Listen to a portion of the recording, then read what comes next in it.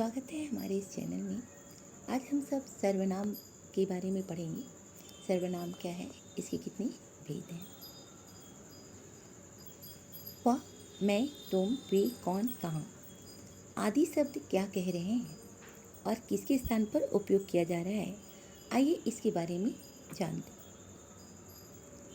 रमेश पढ़ता है, रीना बोल रही है, किसले सुन रहा है, बच्चे खेल रहे हैं, वहाँ खड़ा है, तुमको जाना है। यह वाक्य संज्ञा शब्द से प्रयुक्त है। इसे सर्वनाम में प्रयुक्त करने के लिए हमें संज्ञा शब्दों को सर्वनाम में बनाना होगा, प्रयुक्त करना होगा। रमेश पढ़ता है, वह पढ़ता है, रमेश की जगह वह का प्रयोग करेंगे।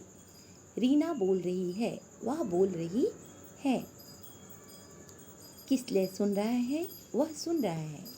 बच्चे खेल रहे हैं, बच्चे एक बच्चा नहीं है, कई बच्चे हैं, बहुत सारे बच्चे हैं, तो वे खेल रहे हैं।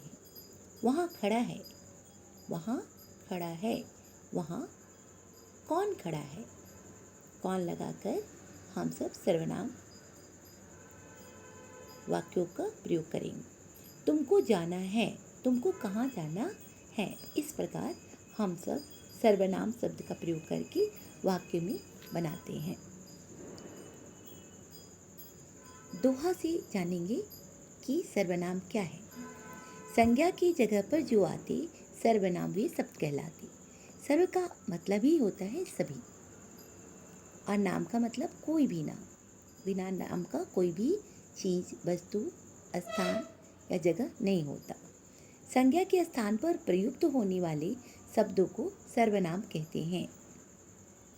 उदाहरण से जानेंगे कि आपके पापा आए थे।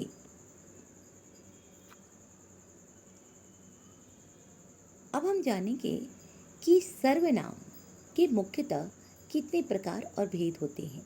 तो सर्वनाम के मुख्यतः 6 प्रकार और भेद होते हैं। पहला है पुरुषवाचक सर्वनाम, दूसरा निश्चयवाचक सर्वनाम, तीसरा अनिश्चयवाचक सर्वनाम, चौथा निवाचक सर्वनाम, पांचवा संबंधवाचक सर्वनाम और छठा प्रश्नवाचक सर्वनाम। वाक्यों से भी जान सकते हैं कि पुरुष अपनी नीचता के विषय में, संबंध के विषय में, निश्चय और अनिश्चय के प्रश्नों में सदैव उलझा रहता है। इसमें 6 प्रकार के भेद एक वाक्य में दर्शाया गया है। पहला, पुरुषवाचक सर्वनाम। क्या है पुरुषवाचक सर्वनाम?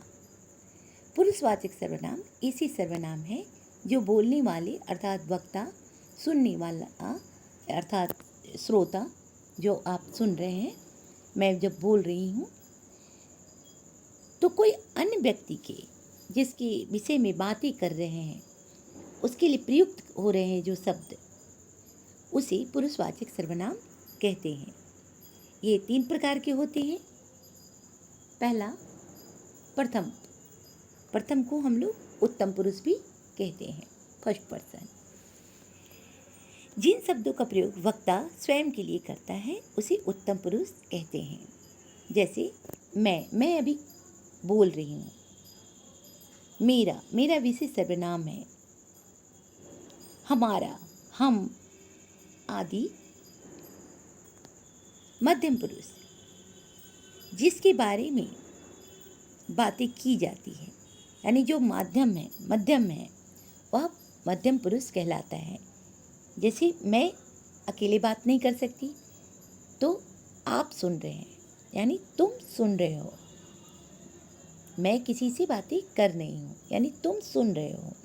तुम, तुम्हारा, तुझे, तेरा, तुम सब आदि। अब हम आपसे बातें कर रहे हैं तो किसी अन्य के बारे में बातें करेंगे, किसी विषय पर बातें करेंगे। तो जिसके बारे में बातें की जाती है उसे अन्य पुरुष कहते हैं। जैसे वे, उन्हें, उस, जिन, वह आदि। जैसे मैं अभी सर्वनाम शब्द के बारे में बातें कर रही हूँ, तो सर्वनाम विषय मेरा क्या है, एक विषय, एक टॉपिक है, उसके विषय में मैं बातें कर रही हूँ, तो यह अन्य चीज़ों को दर्शा रहा है और मैं और आप उस विषय के बारे में बातें कर रहे हैं। निश्चयवाचक सर्वनाम। दूसरा, जिन शब्दों के माध्यम से किसी व्यक्ति, वस्तु या स्थान के विषय में निश्चित जानकारी प्राप्त होती है, वह दूर की हो या पास की हो, समीप का मतलब पास, तो वे निश्चयवाचक सर्वनाम कहलाते हैं। जैसे वह ताजमहल है, तो वह ताजमहल ही है। यह मेरी किताब है, यह किताब मेरी है, तो यानी निश्चित है कि मेरा ही किताब है। तीसरा, अनिश्चयवाचक सर्वनाम, जिन शब्दों के माध्यम से किसी व्यक्ति, वस्तु या स्थान के विषय में निश्चित जानकारी प्राप्त नहीं होती है, अर्थात स्पष्ट निर्णय नहीं लिया जा सकता, वे अनिश्चयवाचक सर्वनाम कहलाते हैं। जैसे कोई, कुछ, किसी आदि। इस पैकेट के अंदर कुछ है, यह पता नहीं है कि इस पैकेट के अंदर क्या होगा क्या नहीं होगा, तो इस पैकेट के अंदर कुछ है, तो जो निश्चित नहीं है, इसके बारे में स्पष्ट निर्णय नहीं लिया जा सकता। निश्चित नहीं है कि किसी ने कुछ कहा, या निश्चित नहीं किसी ने क्या कुछ कहा, इस तरह से। चौथा है निजवाचक सर्वनाम, जिन शब्दों का प्रयोग कार्य करने वाले के निजता, खुद के लिए किया जाता है, उसे निजवाचक सर्वनाम कहते हैं। जैसे मैं अपना कार्य खुद करती हूँ, मैं अपना काम खुद करती हूँ, आप अपना काम खुद करते हैं, तो जो निजता का अनुभव करवा रहा है कि स्वयं से काम करना चाहिए, तो यह निजवाचक सर्वनाम है। पांचवा, संबंधवाचक सर्वनाम, जिन शब्दों द्वारा एक का दूसरे से संबंध स्थापित होता है, उसे संबंधवाचक सर्वनाम कहते हैं। जैसे जिसकी लाठी उसकी भैंस, जिसकी लाठी होगी इसी का भैंस से संबंध लाठी का भैंस के साथ है। मेहनत का फल मीठा होता है, जो मेहनत करता है उसका फल अच्छा होता है, यानी सदैव मेहनत करना चाहिए बिना किसी आशा का, उसका फल मीठा ही होगा। छठा, प्रश्नवाचक सर्वनाम, जिन शब्दों द्वारा किसी प्रकार का प्रश्न पूछा जाए, उसे प्रश्नवाचक सर्वनाम कहते हैं। जैसे तुम किस कक्षा में पढ़ते हो, यह मुझे पता नहीं है कि आप किस कक्षा में पढ़ते हैं, तो मैं पूछ रही हूँ कि आप किस कक्षा में पढ़ते हो। वह क्या है, क्या है, कौन, कहाँ, किस लिए, तो ये जितने भी शब्द आते हैं वह सब प्रश्नवाचक सर्वनाम कहलाते हैं। अब हम सब ने जाना कि सर्वनाम क्या है, कितने भेद हैं, यह कैसे जानते हैं कि कौन सा उदाहरण में कौन सा सर्वनाम का भेद का नाम आएगा, तो स्वयं आकलन करेंगे हम लोग, खुद से जानेंगे कि हमने कितना सीखा, कितना जाना, कितना पढ़ा। स्क्रीनशॉट लेंगे और इसे खुद से बनाने का प्रयास करेंगे। पहला, माधव किससे बात कर रहा है। अब आपको जाना किससे बात कर रहा है। जो अपराधी है उसे अवश्य दंड मिलेगा, जो अपराधी है, जो दोषी है, उसे दंड अवश्य मिलना चाहिए। यह कौन सा सर्वनाम होगा।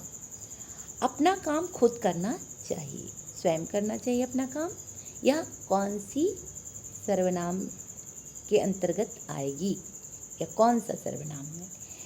हम कल दिल्ली जाएंगे, जाएंगे या नहीं जाएंगे, ये वस्तु या चीज़ें क्या बताती है, यह वाक्य क्या कहती है, यह आपको बताना है।